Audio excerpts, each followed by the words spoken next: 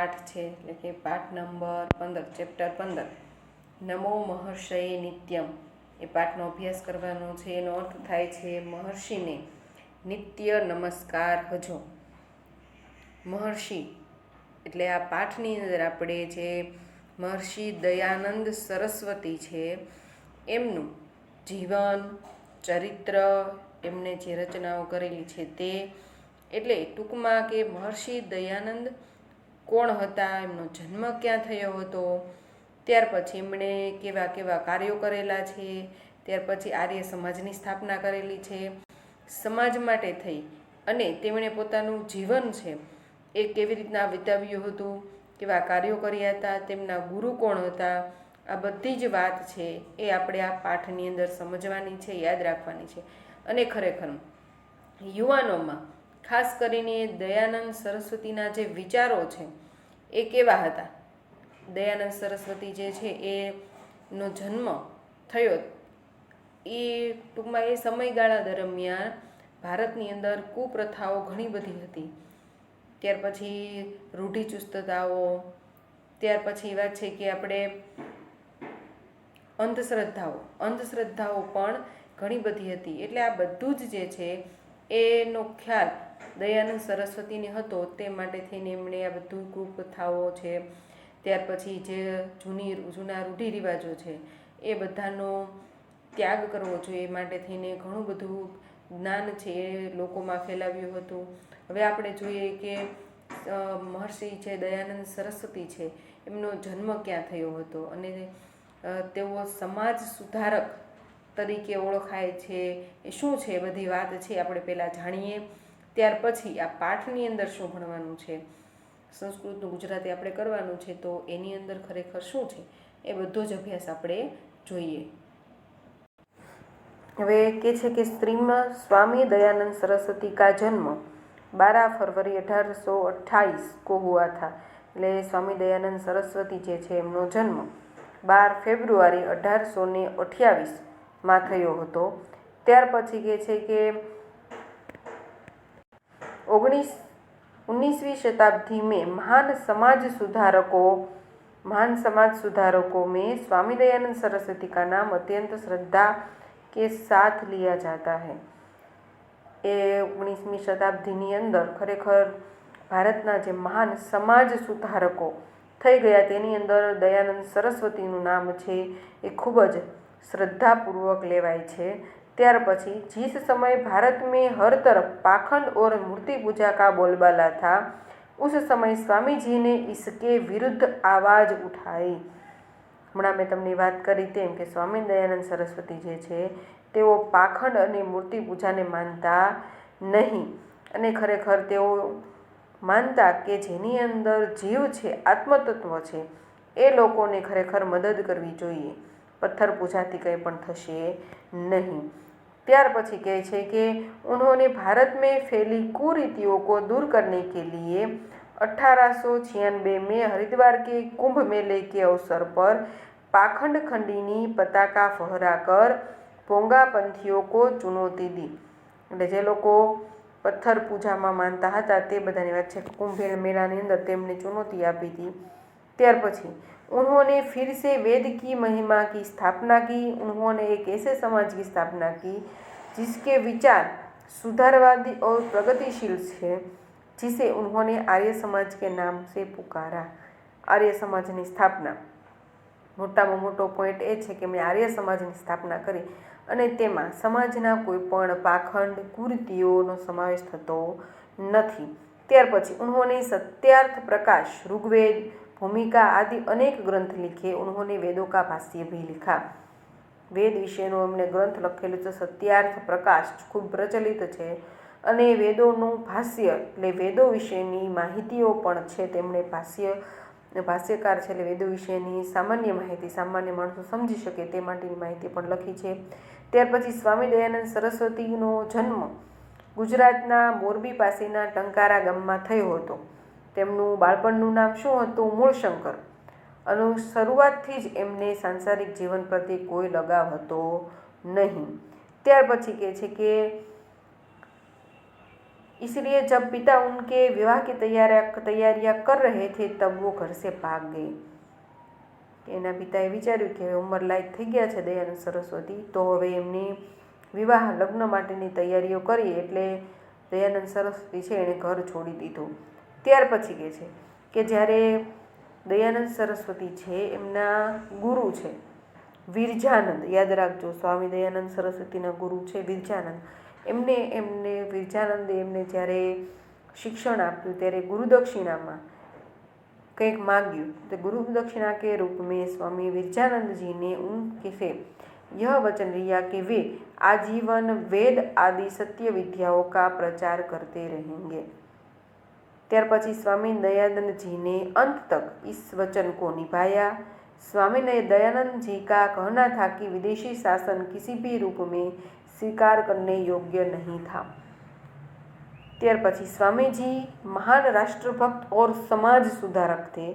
समाज सुधारक के संबंध में गांधी जी ने भी उनके अनेक कार्यक्रमों को स्वीकार किया था. कहा जाता है कि 1897 के स्वतंत्रता संग्राम में भी स्वामी जी ने भाग लिया था. આ વાત થઈ આપણે સ્વામી દયાનંદ સરસ્વતી વિશેની.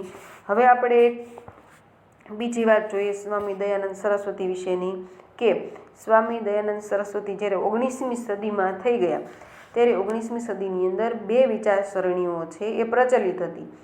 એટલે બે રચના સમાજ સુધારકો જે છે એ બે ટાઈપના હતા. એક સમાજ સુધારકો એવા હતા કે જે વિદેશી શિક્ષણના પ્રભાવથી મેળવેલા જ્ઞાનને લીધે તે સમયના પ્રચલિત સામાજિક કુરીતિઓ, સામાજિક કુરિવાજો વગેરેને નિર્મૂળ કરવા માટેના આંદોલનો ચલાવતા હતા અને રાજકીય સ્વરૂપે કાયદો પસાર કરાવીને સામાજિક સુધારાના પ્રયાસ કરતા હતા. બીજા પ્રકારના સમાજ સુધારકોએ સ્વદેશી તથા ભારતીય શિક્ષા દીક્ષાના પ્રભાવે આત્મસાત કરેલા તત્વજ્ઞાનને કારણે કુરીતિઓ, સામાજિક કુરિવાજોને નિર્મૂળ કરવા માટેના આંદોલનો કર્યા હતા. એટલે ટૂંકમાં 19મી સદીની અંદર બે ફાંટા પડી ગયેલા હતા. એક સમાજ સુધારક વર્ગ વિદેશી શિક્ષણને લઈને, વિદેશી શિક્ષણને અનુલક્ષીને સમાજની અંદર જે કુરીતિઓ છે, રૂઢિચુસ્તતાઓ છે, કુરિવાજો છે એને નાબૂદ કરવા માગતા હતા. અને બીજો ભાગ એવો હતો જે ભારતીય શિક્ષણ જે છે, ભારતીય જ્ઞાન જે છે, ભારતીય સંસ્કૃતિનું જ્ઞાન છે એને આત્મસાત કરીને, એ તત્વજ્ઞાનને આત્મસાત કરીને આ જે ખરાબ રૂઢિચુસ્તતાઓ છે, નીતિ નિયમ એને નિર્મૂળ કરવા માગતા હતા. ત્યાર પછી કહે છે તેમણે રાજકીય રીતે કાયદો પસાર કરીને નહીં પરંતુ સામાજિક ચેતનાનો શંખ ફૂંકીને સમાજ સુધારણાનો પ્રયત્ન કરો. કારણ કે તે વખતે શાસન છે અંગ્રેજોનું હતું, એટલે સ્વાભાવિક કે રાજકીય કાયદો એવો આવી શકે નહીં. એટલે એમણે શું કર્યું, સામાજિક ચેતનાનો માણસોની અંદર જ એવો જુસ્સો, સાહસ અને એવું જ્ઞાન પેદા કર્યું કે જેને લીધે સમાજ સુધારણાનો પ્રયત્ન કર્યો. કોણે કર્યો? સ્વામી એટલે મહર્ષિ દયાનંદ સરસ્વતીએ. અને આ બધી બાબતોમાં મહર્ષિ દયાનંદ સરસ્વતી છે એ પહેલા હતા. હવે આપણે જોઈએ કે આ પાઠની અંદર આ જે દયાનંદ સરસ્વતી છે એમણે શું શું લખેલું છે. દયાનંદ સરસ્વતી એ ઋગ્વેદ આદિ ભાષ્ય ભૂમિકા, સત્યાર્થ પ્રકાશ, સંસ્કાર વિધિ આ બધું જ તેમણે લખેલું છે. ત્યાર પછી 1875ની અંદર એમણે આર્ય સમાજ નામની સંસ્થાની સ્થાપના કરી છે. ત્યાર પછી જોઈએ કે મહર્ષિ દયાનંદ સરસ્વતી છે એમને ગુજરાતના પનોતા પુત્ર તરીકેનું બિરુદ આપવામાં આવ્યું છે. કારણ કે તેમને આધ્યાત્મિક ગુરુ પણ કહી શકાય છે અને સામાજિક સુધારકોમાં તેઓ અગ્રસ્થાને છે. હવે આ દયાનંદ સરસ્વતીનો આપણે થોડોક ટૂંકમાં પરિચય મેળવીએ તો વાત એમ છે કે આ પાઠની વાત આપણે જોઈએ તો આ ભારત ભૂમિ ધન્ય છે કે જ્યાં સમયે સમયે દેશ સેવા કાજે અને જલકણિયા માટે મહાપુરુષો જીવનને સમર્પિત કરે છે. આ ભારત ભૂમિ ધન્ય છે કે ભારતની અંદર જ્યારે દેશ સેવા માટેની માણસોની જરૂર પડી છે ત્યારે મહાન પુરુષોએ પોતાનું જીવન પણ સમર્પિત કરી દીધું છે. આ પ્રકારના મહર્ષિ દયાનંદ સરસ્વતી એ એક છે. ઘણા બધા મહાન પુરુષો છે, સમાજ સુધારકો છે, તેમાંના એક છે દયાનંદ સરસ્વતી. અને આ દયાનંદ સરસ્વતીનો જન્મ સૌરાષ્ટ્ર રાજ્યના પ્રદેશ રાજકોટ જિલ્લાના ટંકારા નામના ગામમાં થયો હતો. તેમના પિતાનું નામ છે કરશનદાસ ત્રિવેદી અને માતાનું નામ છે અમૃતબેન. પિતાએ બાલ્યાવસ્થામાં તેમનું નામ શું પાડ્યું હતું? મૂળશંકર પાડ્યું હતું. યુવાનીમાં પહોંચેલા મૂળશંકરના વિવાહ કરવાનો તેમના પિતાએ વિચાર કર્યો, પરંતુ પિતાજીની ઈચ્છા તેમને ગમી નહીં. તેમણે શાશ્વત શિવ તત્વને મેળવવા માટે પિતાના ઘરનો ત્યાગ કર્યો. ટંકારા ગામથી સાયલા ગામ તરફ, પછી સિદ્ધપુર શહેર તરફ અને પછી અહીંથી નર્મદા કાંઠે આવેલા ચાણોદ ગામમાં ગયા. ત્યાં ગુરુ પૂર્ણાનંદ પાસેથી સંન્યાસની દીક્ષા પ્રાપ્ત કરીને સંન્યાસી થયા. આવું તમને એક માર્કમાં પૂછાય કે દયાનંદ સરસ્વતીને કોણે સંન્યાસની દીક્ષા આપી? તો નર્મદા કાંઠે ચાણોદની અંદર ગુરુ પૂર્ણાનંદ પાસેથી તેમણે સંન્યાસની દીક્ષા પ્રાપ્ત કરી. તે પછીથી તેઓ દયાનંદ સરસ્વતી નામે ઓળખાતા થયા. ઈશ્વરના સાક્ષાત્કારની એમને તીવ્ર ઈચ્છા હતી કે ગમે તેમ થાય, મારે ગમે તેટલી ભક્તિ કરવી પડે, ગમે તેટલું કર્મ કરવું પડે, પણ હું ઈશ્વરનો સાક્ષાત્કાર તો કરીશ જ. ઈશ્વરના સાક્ષાત્કાર માટે થઈને તેઓ આમ તેમ ફરતા હતા, પરંતુ તેમની ઈચ્છા પૂર્ણ થઈ નહીં. એક દિવસ તેમણે કોઈ મહાનુભાવીની પ્રેરણાથી કોઈ મહાનુભાવે એમને કહ્યું કે મથુરાની અંદર, એટલે કે ઉત્તર પ્રદેશમાં જે મથુરા છે ત્યાં ગુરુ વિરજાનંદ છે, એમની પાસે તમે જાઓ. એટલે ગુરુ વિરજાનંદ પાસે તેઓ ગયા અને ત્યાં ઘણી બધી વિદ્યાઓ તેમની પાસેથી શીખ્યા. પછી અધ્યયન પ્રાપ્ત થયું ત્યારે બે હાથ જોડીને ઊભા રહેલા દયાનંદ સરસ્વતીએ ગુરુ વિરજાનંદને કહ્યું કે હું તમને ગુરુદક્ષિણા આપવા માગું છું, તમે શું માગશો મારી પાસે? ત્યારે ગુરુ વિરજાનંદ કહે છે કે હે વત્સ, તું સુયોગ્ય અને સામર્થ્યવાન છે. ગુરુનો વિશ્વાસ છે જુઓ શિષ્ય ઉપર કેટલો, કે તું સુયોગ્ય છે અને સામર્થ્યવાન છે. તું અહીંથી જઈને લોકોમાં વેદ વિદ્યાનો પ્રચાર પ્રસાર કર, વેદના જ્ઞાનનો પ્રચાર કર, તે જ તારું જીવન ધ્યેય બનો. લોકોને સત્વિદ્યાનો ઉપદેશ કરીને સત્યનો પ્રકાશ કર. કારણ કે અત્યારના સમયમાં લોકોની અંદર, સમાજની અંદર ખરેખર સત્ય છે એ ક્યાંક ને ક્યાંક છુપાઈને બેઠું છે, જાગ્રત અવસ્થામાં નથી. તેના માટે થઈને સત્યનો ફેલાવો કર, સત્યને પ્રકાશિત કરીને કુરિવાજો જે છે એ કુરીતિઓને, સમાજની અંદર જે કુરીતિઓ પોતાનું જે મૂળ છે એ બંધ બેઠેલી છે, તો ખરેખર એ બંધનોને તું તોડી નાખ, અંધશ્રદ્ધાના અંધકારને ચીરી નાખ. આ પ્રમાણે જનસેવા કરીને કર્મયોગીનું જીવન પસાર કર. આ રીતે પ્રેમપૂર્વક ઉપદેશાયેલા દયાનંદે પછી ત્યાંથી નીકળીને સમગ્ર ભારતમાં ભેદભાવ વિના બધા લોકોને વેદ ધર્મનો ઉપદેશ આપ્યો. મૂર્તિ પૂજાનો અસ્વીકાર કરીને, હમણાં વાત કરી તેમ કે દયાનંદ સરસ્વતી છે એ મૂર્તિ પૂજામાં માનતા નહીં.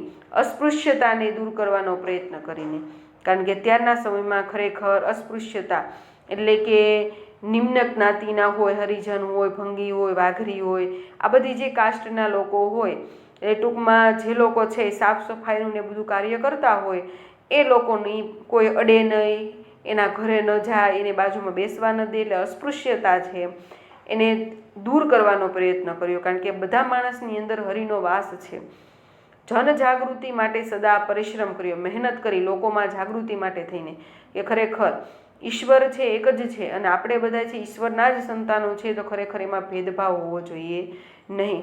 તેમણે સમગ્ર ભારતના માનવ સમાજ પર ન વિસરી શકાય તેવો ઉપકાર કર્યો, ન ભૂલાઈ શકાય કોઈ દિવસ એવો ઉપકાર કર્યો, એવો મહાન ધર્મ છે એમણે બજાવ્યો છે. એટલા માટે જ દયાનંદ સરસ્વતીને શું કહેવામાં આવે છે? યુગ પુરુષ કહેવામાં આવે છે. સદવિદ્યાના પ્રચાર માટે થઈને, સાચી વિદ્યાના પ્રચાર માટે થઈને મહર્ષિ દયાનંદે અનેક ગ્રંથોની રચના કરી છે. તેમાં ઋગ્વેદ આદિ ભાષ્ય ભૂમિકા, સત્યાર્થ પ્રકાશ અને સંસ્કાર વિધિ આ ગ્રંથો મુખ્ય છે. તેમણે લોકસેવા માટે મુંબઈ નગરમાં આર્ય સમાજ નામની એક સંસ્થા પણ સ્થાપી, જે અત્યારે પણ જીવંત છે. આ સંસ્થામાં તેમણે કોઈ પણ હોદ્દાને સ્વીકાર્યો નહીં, પરંતુ સામાન્ય સભ્યપદનો જ સ્વીકાર કર્યો, કે પોતે એ સભાની સ્થાપના કરી, પરંતુ ત્યાંના સ્થાપક તરીકે નહીં, પરંતુ કર્મચારી તરીકે પોતાનો અધિકાર છે એ રાખ્યો. અત્યારે પણ આ સંસ્થા આર્ય સમાજના સભ્યો શ્રેષ્ઠીજનોના સહકારથી ભેદભાવ વિના સમાજ સેવાની અનેક યોજનાઓનું સંચાલન કરે છે. અત્યારે તે દેશ વિદેશમાં વટવૃક્ષની માફક વિકાસ પામી છે. એ પણ તમને ખ્યાલ જ છે કે ઘણી જગ્યાએ તમે આર્ય સમાજ, આપણે ભાવનગરમાં પણ આર્ય સમાજ છે, એની અંદર વિવાહ સંસ્કાર પણ થતા હોય છે અને ઘણી બધી વિધિ વિધાનો છે એ આર્ય સમાજની અંદર થતા હોય છે.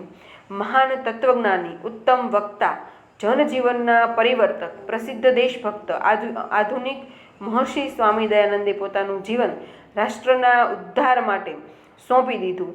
સદૈવ લોકહિતમાં મગ્ન આ મહર્ષિ રાજસ્થાન પ્રદેશમાં અજમેર નગરમાં દીપાવલીના દિવસે નિર્વાણ પામ્યા.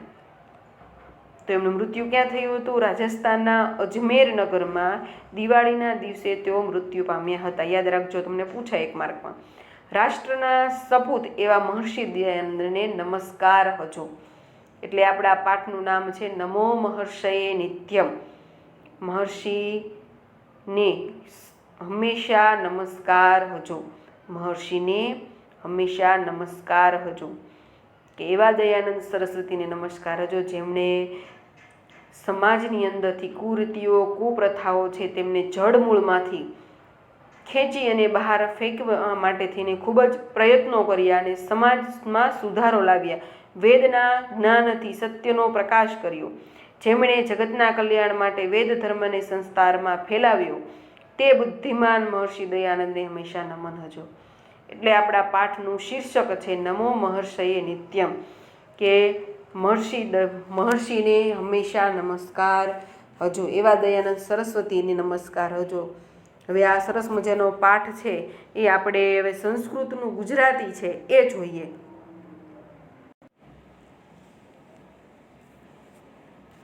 ધન્યો અયમ ભારત દેશો યત્ર કાલે કાલે દેશ સેવાયૈ જનહિતાર્થ ચ મહાપુરુષાઃ જીવનમ સમર્પયંતિ. ધન્યો અયમ એટલે આ ધન્ય છે. કોણ? ભારત દેશો. આ ભારત દેશો અથવા આ ભારત ભૂમિ ધન્ય છે. યત્ર જ્યાં, કાલે કાલે એટલે સમયે સમયે, દેશ સેવાએ દેશ સેવા માટે, જનહિતાર્થ જન કલ્યાણ માટે, ચ મહાપુરુષાઃ જીવનમ સમર્પયંતિ મહાપુરુષોએ પોતાનું જીવન છે સમર્પિત કર્યું છે. એટલે આપણે ફરીવાર એનું ગુજરાતી જોઈએ તો કે ધન્ય અયમ ભારત દેશો યત્ર કાલે કાલે દેશ સેવાએ જનહિતાર્થ ચ મહાપુરુષાઃ જીવનમ સમર્પયંતિ. આ ભારત ભૂમિ ધન્ય છે કે જ્યાં સમયે દેશ સેવા માટે અને જન કલ્યાણ માટે મહાપુરુષોએ પોતાનું જીવન છે સમર્પિત કર્યું છે, તો સમર્પિત કરે છે. ત્યાર પછી છે એતાદ્રશેષુ એકતમઃ મહર્ષિ દયાનંદ. એતાદ્રશેષુ એટલે આ પ્રકારનાઓમાં, એટલે આ પ્રકારના લોકોમાં, એતાદ્રશેષુ એટલે આ પ્રકારના લોકોમાં, એકતમઃ એટલે કે એક, મહર્ષિ દયાનંદ એક મહર્ષિ દયાનંદ હતા. આ પ્રકારના લોકોમાં એક મહર્ષિ દયાનંદ હતા. અસ્ય મહર્ષેઃ દયાનંદસ્ય જન્મ સૌરાષ્ટ્ર દેશે રાજકોટ જનપદસ્ય ટંકારા નામકે ગ્રામે અભવત. અસ્ય મહર્ષેઃ એટલે આ મહર્ષિનો, મહર્ષિ દયાનંદસ્ય આ મહર્ષિ દયાનંદનો, ત્યાર પછી કે છે જન્મ, આ મહર્ષિ દયાનંદનો જન્મ સૌરાષ્ટ્ર દેશે સૌરાષ્ટ્ર પ્રદેશના રાજકોટ જનપદસ્ય રાજકોટ જિલ્લાના ટંકારા નામકે ગ્રામે અભવત ટંકારા નામના ગામમાં થયો હતો. આ મહર્ષિ દયાનંદનો જન્મ સૌરાષ્ટ્ર પ્રદેશના રાજકોટ જિલ્લાના ટંકારા નામના ગામમાં થયો હતો. તસ્ય પિતા કરશન ત્રિવેદી માતા ચ અમૃતબેન આસીત. તેમના પિતાનું નામ કરશન ત્રિવેદી અને માતાનું નામ અમૃતબેન હતું. પિતા બાલ્યકાલે તસ્ય મૂળશંકર ઇતિ નામકરણમ અકરોત. પિતાએ બાલ્યકાળમાં તેનું મૂળશંકર એવું નામકરણ કર્યું હતું, અથવા મૂળશંકર એવું નામ પાડ્યું હતું. ફરીવાર પહેલો પેરેગ્રાફ છે આખો ગુજરાતી જોઈ લઈએ તો કે આ ભારત ભૂમિ ધન્ય છે કે જ્યાં સમયે સમયે દેશ સેવા કાજે અને જન કલ્યાણ માટે મહાપુરુષો જીવન સમર્પિત કરે છે. આ પ્રકારનાઓમાં મહર્ષિ દયાનંદ એક હતા. આ મહર્ષિ દયાનંદનો જન્મ સૌરાષ્ટ્ર નામના પ્રદેશમાં રાજકોટ જિલ્લાના ટંકારા નામના ગામમાં થયો હતો. તેમના પિતા કરશનજી ત્રિવેદી અને માતા અમૃતબેન હતા. પિતાએ બાલ્યકાળમાં જ તેમનું મૂળશંકર એવું નામ પાડ્યું હતું. ત્યાર પછી બીજો પેરેગ્રાફ છે કે યૌવનમ પ્રાપ્તસ્ય મૂળશંકરસ્ય વિવાહાર્થ તસ્ય પિતા મતિમ અકરોત. મતિમ યૌવનસ્ય પ્રાપ્તસ્ય એટલે જ્યારે દયાનંદ સરસ્વતી છે તેઓ યુવાન થયા. મતિમ શબ્દનો અર્થ થાય છે વિચારને.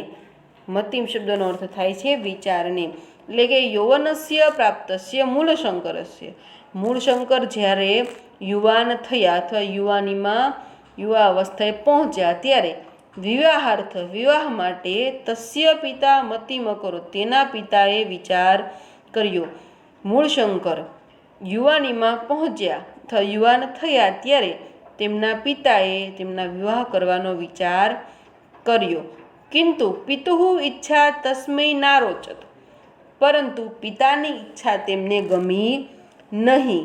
સહ શાશ્વતસ્ય શિવસ્ય પ્રાપ્ત્યર્થ પિતરમ ગૃહમ ચ અત્યજત. શું કે છે? સહ એટલે તે શાશ્વતસ્ય શિવસ્ય શાશ્વત શિવ તત્વને પ્રાપ્ત્યર્થ એટલે પ્રાપ્ત કરવા માટે, શાશ્વત શિવ તત્વને પ્રાપ્ત કરવા માટે પિતરમ ગૃહમ ચ અત્યજત પિતાનું ઘર છોડી દીધું.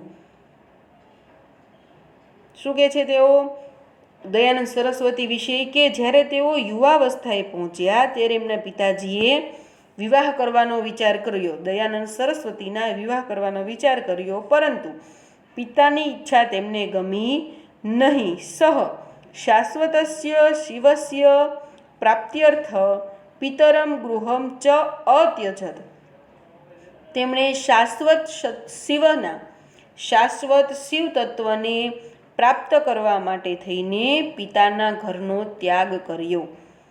ત્યાર પછી કે છે ટંકારા તહ સાયલા ગામમ. ટંકારાથી સાયલા, તતઃ સિદ્ધપુરમ ત્યાંથી સિદ્ધપુર, તતઃ ચ અસૌ ચાણોદ નગરે નર્મદા તટમ અવ્રજત. ત્યાર પછી એટલે કે ટંકારાથી સાયલા, ત્યાંથી સિદ્ધપુર અને તતઃ ચ અને ત્યાંથી તેઓ નર્મદાની અંદર ચાણોદ જે છે એ ગામમાં ગયા. નર્મદા કાંઠે આવેલા ચાણોદમાં ગયા. નર્મદા તટમ એટલે નર્મદા કાંઠે આવેલા ચાણોદ નગરમાં અવ્રજત એટલે કે ગયા. તત્ર ગુરોઃ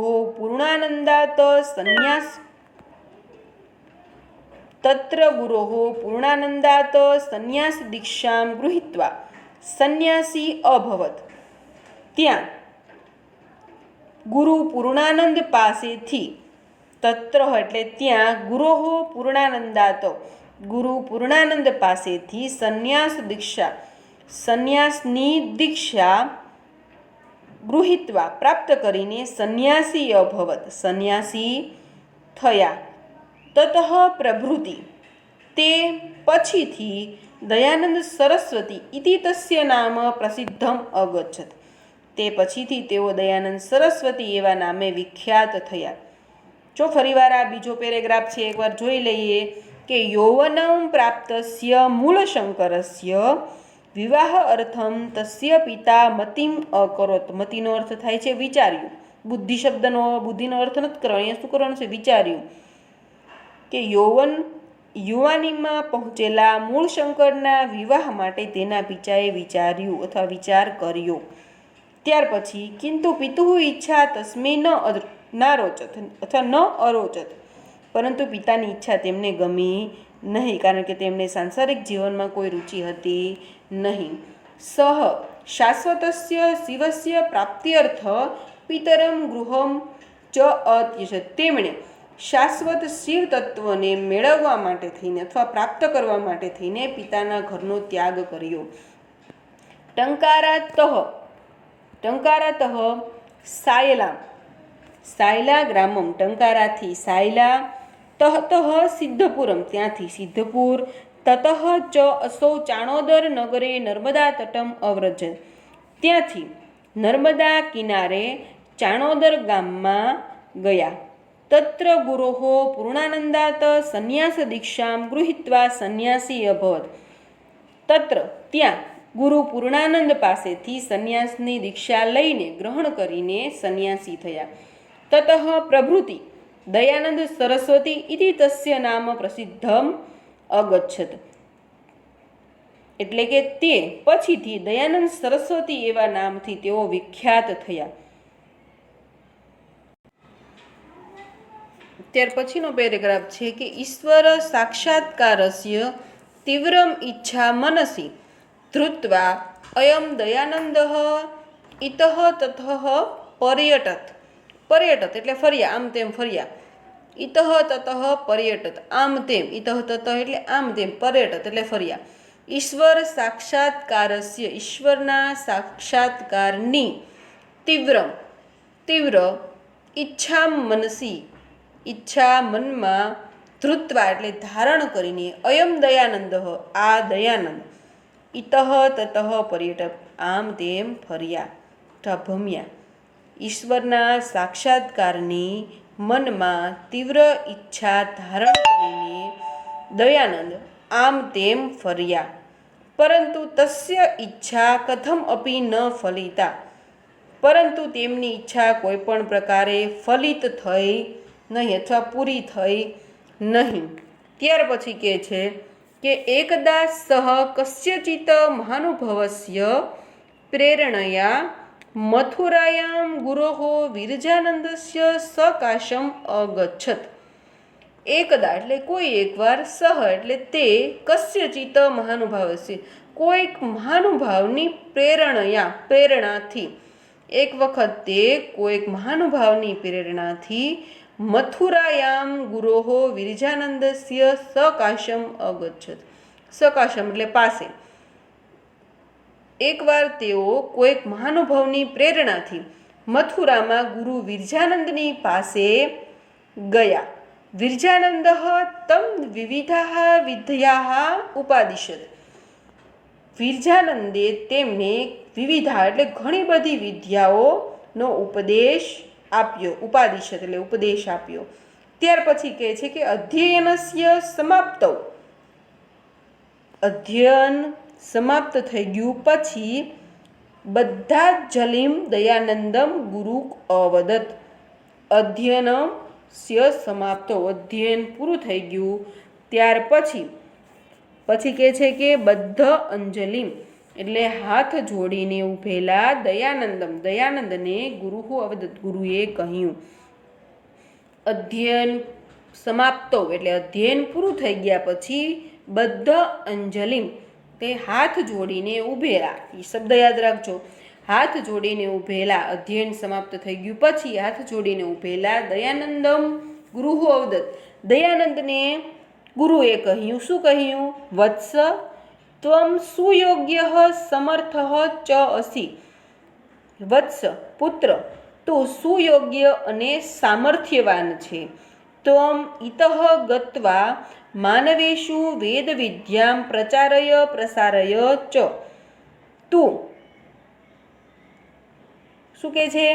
હાથ જોડીને ઊભેલા સ્વામી દયાનંદ સરસ્વતીને કે તું અહીંથી, ઇતઃ શબ્દનો અર્થ થાય છે કે અહીંથી, તું અહીંથી ગત્વા એટલે કે જઈને, તું અહીંથી જઈને માનવેશુ માણસોમાં વેદ વિદ્યાનો પ્રચાર અને પ્રસાર કર.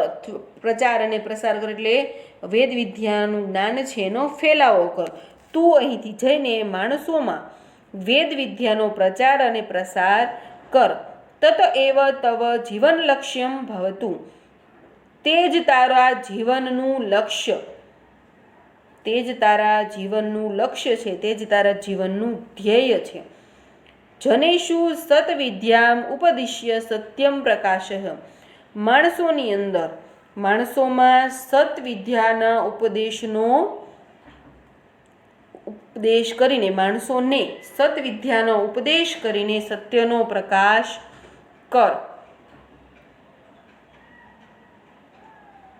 જનેષુ સત્વિદ્યામ ઉપદિશ્ય સત્યમ પ્રકાશય. લોકોને સત્વિદ્યાનો ઉપદેશ કરીને સત્યનો પ્રકાશ કર. હવે આપણે પાઠ છે અહીંયા અધૂરો મૂકીએ છીએ કે જનેષુ સત્વિદ્યામ ઉપદિશ્ય સત્યમ પ્રકાશય. આ શબ્દ લાઈન છે ત્યાં આપણે આપણો પાઠ છે પૂરો કરીએ છીએ. અને ગમે ત્યારે સંસ્કૃતનો લેક્ચર એટલે ફરજિયાત ચોપડી લઈને બેસવાનું, ચોપડી બુક બધું લઈને બેસવાનું. બરાબર છે. તમને આ પાઠની અંદર જે પેરેગ્રાફ આપેલો હોય, પેરેગ્રાફમાંથી પ્રશ્નોનો જવાબ લખવાના હોય, એ રીતે પણ ઘણી વખત આ પાઠ છે પૂછાતો હોય છે. ગઈ વખતે એક્ઝામમાં પણ પૂછાયેલો હતો અને પ્રશ્નોના જવાબ ગુજરાતી, સંસ્કૃત એમાં પણ પૂછાય છે, એટલે ખાસ યાદ રાખવાનું. આ પાઠ ઘણો બધો સહેલો છે, થોડોક નહીં ઘણો બધો સહેલો છે. વાર્તા સ્વરૂપે પણ આપણે તમારે પહેલાં મેં તમને વાર્તા જ કહી પ્રમાણે બધા યાદ રાખી લેવાનું. એવું લાગે તો 2 વાર વાર્તા સાંભળી લેવાની. બરાબર છે. એટલે આ લેક્ચરનું હોમવર્ક જ એ છે કે તમારે અત્યાર સુધી જેટલો પાઠ ચાલ્યો છે એટલો સરસ મજાનું ભાષાંતર પાકું કરી લેવાનું અને બુકની અંદર લખી કાઢવાનું.